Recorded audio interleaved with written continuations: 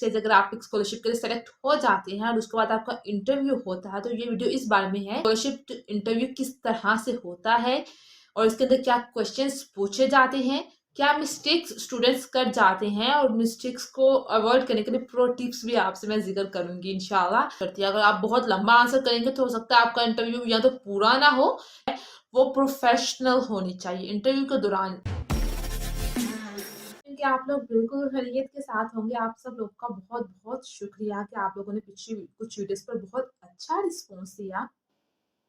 पिछली कुछ video scholarship के बारे में थी, खासतौर पर तुर्की बुर्साराय स्कॉलरशिप, और उसके बाद एक जनरल वीडियो थी कि statement of purpose scholarship win करने के लिए किस तरह लिखा जाए। अभी हम नेक्स्ट स्टेज पर आ गए हैं और नेक्स्ट स्टेज अगर आप स्कॉलरशिप के लिए सेलेक्ट हो जाते हैं और उसके बाद आपका इंटरव्यू होता है, तो ये वीडियो इस बारे में है स्कॉलरशिप इंटरव्यू किस तरह से होता है और इसके अंदर क्या क्वेश्चंस पूछे जाते हैं, क्या मिस्टेक्स स्टूडेंट्स कर जाते हैं और मिस्टेक्स को अवॉइड करने के लिए प्रो टिप्स भी आपसे मैं जिक्र करूंगी इंशाल्लाह। तो ये बात याद रखें कि आपका जो ये इंटरव्यू है यही एक लास्ट रुकावट, एक लास्ट स्टेप है आपका ड्रीम कंट्री में जाकर स्टडी करने के लिए। तो बिल्कुल आपने इस वीडियो को आखिर तक देखना है। आखिर में मैं कुछ टिप्स भी जिक्र करने वाली हूँ जिसके जरिए आपका इंटरव्यू इंशाल्लाह बहुत अच्छा जाएगा और इंशाल्लाह अगर अल्लाह ने चाहा तो आपको स्कॉलरशिप भी मिल जाएगी। तो हम लोग कुछ स्कॉलरशिप का भी जिक्र कर लेंगे। मिसाल के तौर पर अगर हम तुर्की बुर्साराय स्कॉलरशिप के इंटरव्यू के बारे में बात करें या जनरल इंटरव्यू के बारे में बात करें, तो मोस्टली जो इंटरव्यूज होते हैं तकरीबन आपका अगर 15 मिनट से लेकर 30 मिनट तक का एक इंटरव्यू होता है अगर हम तुर्की बुर्साराय की बात करें। और 2 से 3 लोगों का पैनल, 2 से 3 लोग सामने बैठे होते हैं जो कि इंटरव्यू कंडक्ट करते हैं।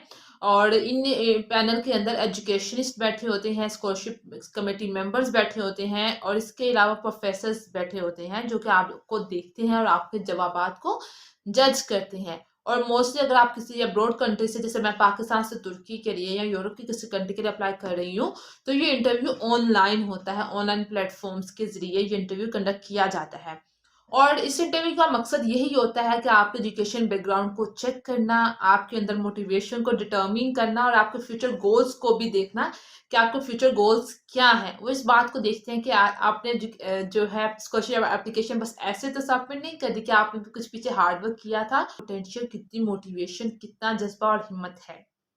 तो घबराने की बिल्कुल भी जरूरत नहीं है। अगर आपके अंदर कॉन्फिडेंस है, आप पूरे एतमाद हैं, आपने मेहनत की है, तो इंशाल्लाह आपको स्कॉलरशिप लाजमी मिल जाएगी। तो किसी भी स्कॉलरशिप का इंटरव्यू हो या तुर्की बुर्साराय स्कॉलरशिप का इंटरव्यू हो, तो पहला क्वेश्चन वो आपसे यही पूछते हैं, इंट्रोड्यूस योरसेल्फ, अपने बारे में बताएं। तो इसके अंदर आए और आपने इस बारे में आप एक कॉम्प्रिहेंसिव जवाब देना है कि मेरा नाम ये है, मेरा ताल्लुक पाकिस्तान से है या इंडिया से है या बांग्लादेश, जिस भी मुल्क से है वहां से है, और मैं इस शहर से ताल्लुक रखता या रखती हूँ और मैंने रिसेंटली अपना इंटरमीडिएट या बैचलर्स पूरा किया है फलां यूनिवर्सिटी से। तो ये आपने अपने बारे में थोड़ा सा इंट्रोडक्शन दे दिया। उसके बाद आपने अपनी थोड़ी सी मोटिवेशन का जिक्र करना है कि मुझे इंजीनियरिंग में या मुझे मेडिकल में या मुझे डेंटिस्ट्री में मुझे किस सब्जेक्ट में दिलचस्पी है, और आप उसमें किसी स्पेशलाइजेशन का भी जिक्र कर सकते हैं। मिसाल के तौर पर अगर मैं इंजीनियरिंग में आना चाह रही हूँ तो मैं इंजीनियरिंग में क्यों आना चाह रही हूँ। इंजीनियरिंग तो अभी भी दुनिया भर में डिफरेंट इंजीनियरिंग के डिपार्टमेंट्स हैं, तो पर अगर आप इंजीनियरिंग में आना चाह रहे हैं तो आप इस बात को इस तरह से कह सकते हैं कि मैं इंफ्रास्ट्रक्चर बिल्डिंग डेवलपमेंट के अंदर, सिविल इंजीनियरिंग के अंदर सस्टेनेबल मटेरियल को यूज करने में दिलचस्पी रखती हूँ। यानी कि उनको अंदाजा होना चाहिए कि आपने इस बारे में कोई ना कोई रिसर्च की है, आपकी इसमें ना कोई गोल है और आप इस बारे में कुछ ना कुछ जानते हैं। मिसाल के तौर पर अगर आप इंटरमीडिएट आपने किया है और आप बैचलर्स में आ रहे हो, अभी आपने प्रीवियस कोई रिसर्च नहीं की हुई, तो आप फ्यूचर का भी जिक्र कर सकते हैं कि मैं फ्यूचर में ये करना चाहती हूँ, इस बारे में मैंने अभी तक ये रिसर्च पढ़ी है और मैं फ्यूचर में इस रिसर्च में आना चाहती हूँ। तो इसके लिए आप ये सब जवाबात कब दे सकते हैं, जब आप इस बारे में रिसर्च की होगी। नेक्स्ट आप फ्यूचर गोल्स का जिक्र कर सकते हैं कि आप फ्यूचर में क्या करना चाहते हैं स्कॉलरशिप के बाद। अगर आपको ये स्कॉलरशिप मिल जाता है तो स्कॉलरशिप के बाद आप क्या करेंगे, आप इसका जिक्र मुख्तलिफ तरह से कर सकते हैं। आप डिफरेंट इसके आंसर्स देख सकते हैं कि आप ये बता सकते हैं कि मैं तुर्की में आकर तालीम हासिल करूंगी, उसके बाद मैं जो तुर्की में सीखूंगा, जो मुझे तुर्की हेल्प करेगा इस चीज़ सीख, इंजीनियरिंग में, मेडिकल में सीखने में, मैं उसको अगर आकर अपने मुल्क में अप्लाई करूंगा। और इस चीज़ को आप इस तरह से आंसर कर सकते हैं।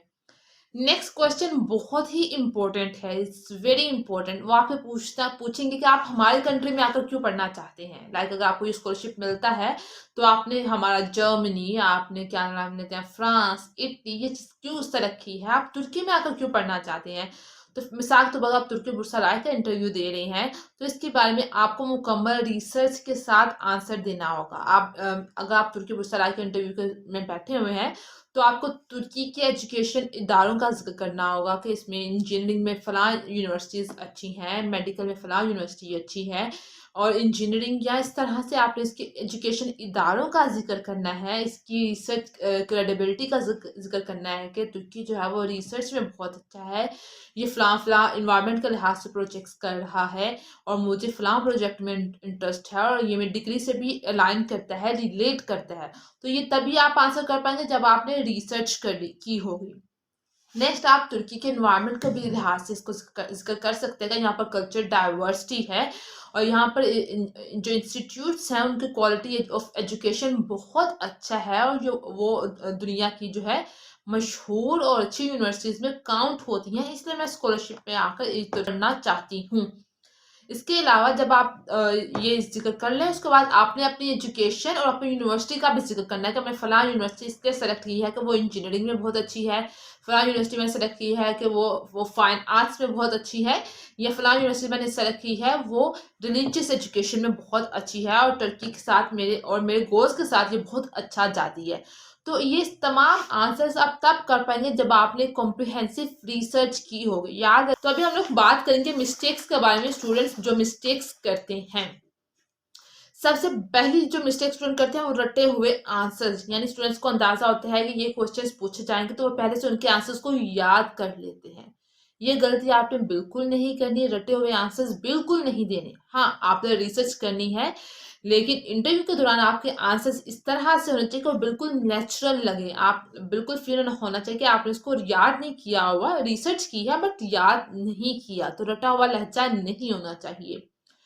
सेकेंड, जो गलती स्टूडेंट्स करते हैं वो ये करते हैं, कुछ स्टूडेंट्स या तो बहुत ज्यादा बात करते हैं, बहुत लंबा आंसर्स देते हैं।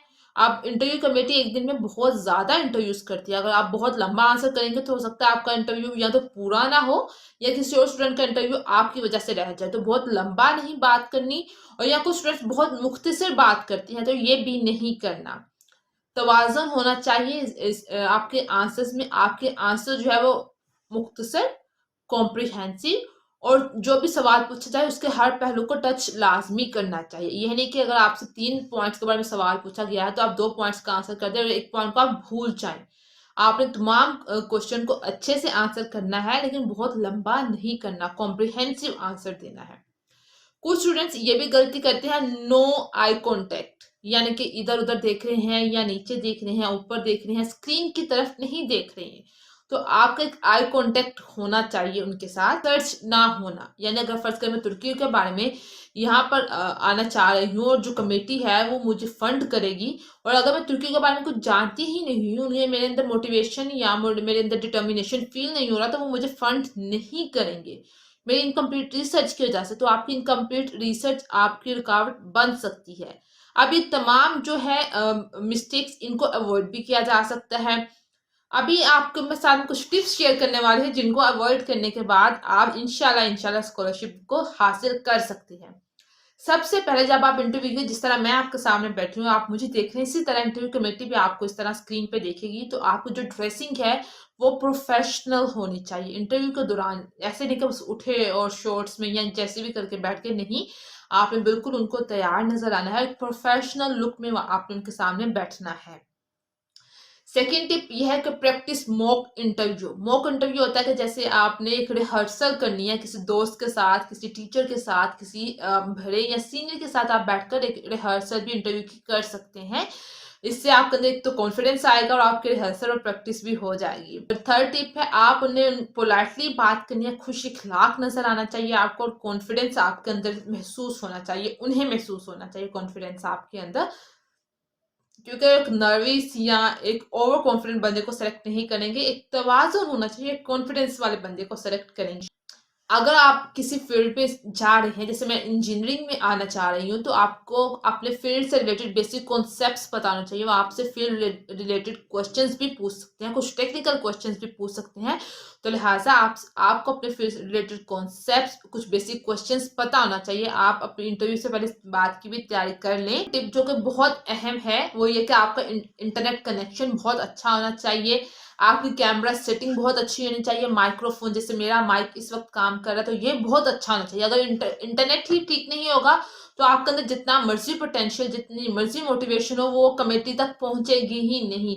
लिहाजा अगर आप किसी ऐसी जगह से ताल्लुक रखते हैं जहां पर इंटरनेट ठीक नहीं है, तो आपके पास आपका सब्सिट्यूट अरेंजमेंट होना चाहिए। मिसाल के तौर पर अगर मैं इंटरव्यू दे रही हूँ और इस दौरान अगर इंटरनेट चला जाता है, तो मेरे पास जल्दी से मेरे पास सब्सिट्यूट अरेंजमेंट होना चाहिए। आपका कैमरा सही एंगल पर प्लेस होना चाहिए, रोशनी ठीक होनी चाहिए, और इसके अलावा आपका माइक भी बिल्कुल ठीक काम करना चाहिए। ये चीज़ें बहुत अहम है। ये चीज़ें ठीक होंगी तो आपका जो पैगाम है, आपको जो अल्फाज है, वो कमेटी तक पहुंचेंगे। और इसके अलावा आपने अपनी नर्वसनेस होती है, यकीनन होती है, मैं इस बात से इनकार नहीं करूंगी, लेकिन आपने अपनी नर्वसनेस पर काबू पाना है और आपकी नर्वसनेस कमेटी तक बिल्कुल भी नहीं पहुंचनी चाहिए। तो ये कुछ बेसिक सी गलतियां थी और टिप्स जो कुछ स्टूडेंट्स करते हैं, और जिसकी वजह से इनके अंदर बहुत ज्यादा पोटेंशियल और मोटिवेशन होने के बावजूद भी वो इंटरव्यू में सेलेक्ट नहीं हो पाते हैं। तो आप इन गलतियों को अवॉइड करना है, और इंशाल्लाह अगर अल्लाह ने चाहा तो आपको स्कॉलरशिप लाजमी मिल जाएगा। नेक्स्ट बताइएगा कि आप वीडियो किस बारे में देखना चाहते हैं, और मैं इंशाल्लाह आपकी हेल्प करूंगी मजीद टॉपिक्स के हवाले से भी। इस स्कॉलरशिप के हवाले से जो लोग सेलेक्ट हो चुके हैं उन्हें बहुत मुबारक हो, और अच्छे से इंटरव्यू की तैयारी कीजिएगा। इंशाल्लाह आपको स्कॉलरशिप मिल जाएगा। कौन वीडियो का कौन सा हिस्सा आपको अच्छा लगा और मजीद किस टॉपिक के बारे में वीडियो चाहते हैं आप लोग, कमेंट सेक्शन में लाजमी बताइएगा। मिलते हैं फिर कभी, तब तक के लिए अल्लाह हाफिज।